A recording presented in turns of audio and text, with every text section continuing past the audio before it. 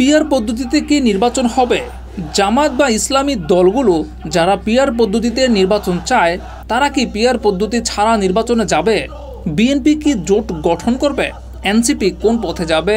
গণ অধিকার পরিষদ আর এনসিপি কি একীভূত হয়ে যাবে? নির্বাচন যতই ঘনিয়ে আসছে ততই প্রশ্ন বাড়ছে, রাজনীতির মাঠে উত্তাপ বাড়ছে, দলগুলোর দৌড়ঝাঁপ বাড়ছে। সেই দৌড়ে কে কার সঙ্গে জোট বাঁধবে, কে কাকে সঙ্গী করার চেষ্টা করে, সেদিকে এখন চোখ সবার। বর্তমানে যে দলগুলো রয়েছে তার মধ্যে আলাদা করে সবার নজর এনসিপির দিকে। নির্বাচনের পর গণ অভ্যুত্থানের শক্তি হিসেবে নিজেদের আত্মপ্রকাশ করেছিল এনসিপি। সেই এনসিপি রাজনীতির মাঠে কোন দিকে নিজেদের ধাবিত করে সেদিকে চোখ সবার। নাহিদ ইসলাম সম্প্রতি বলেছেন এনসিপি এই মুহূর্তে কোনো জোট করবে না। তবে তিনি এটাও বলেছেন কোনো দল যদি মনে করে তাদের কার্যক্রমের সঙ্গে এনসিপির মিল রয়েছে তাহলে তারা আসতে পারে। অর্থাৎ জোট গঠনের বিষয়টি তিনিও উড়িয়ে দেননি।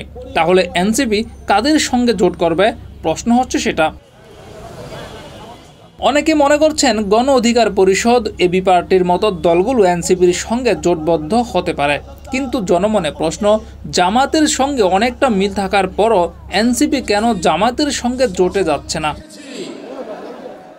এই প্রশ্নের দুরকম উত্তর পাওয়া যায়। অনেকেই বলছেন এনসিপিতে বিভিন্ন মতাদর্শের মানুষ রয়েছে, তাদের অনেকেই ধর্মভিত্তিক দলের সঙ্গে জোটে যেতে আগ্রহী নয়।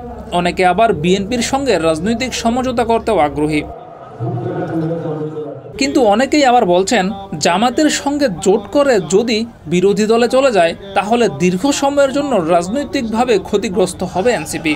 কিন্তু এনসিপি সেটা চাচ্ছে না, তাই তারা এখনও জামাতের সঙ্গে জোটের পথে হাঁটছে না, বরং পরিস্থিতি দেখে বোঝার চেষ্টা করছে। ডেস্ক রিপোর্ট, যুগের চিন্তা।